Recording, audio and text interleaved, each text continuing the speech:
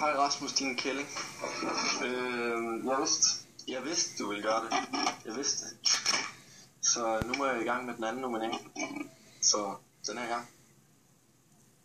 Ja, jeg er kun lige ved at uploade den anden, så du kan lige så godt forvente dig at få en i hovedet.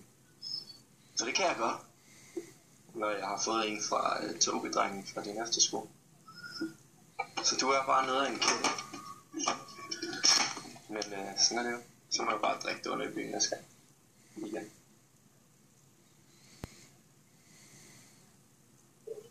Yes.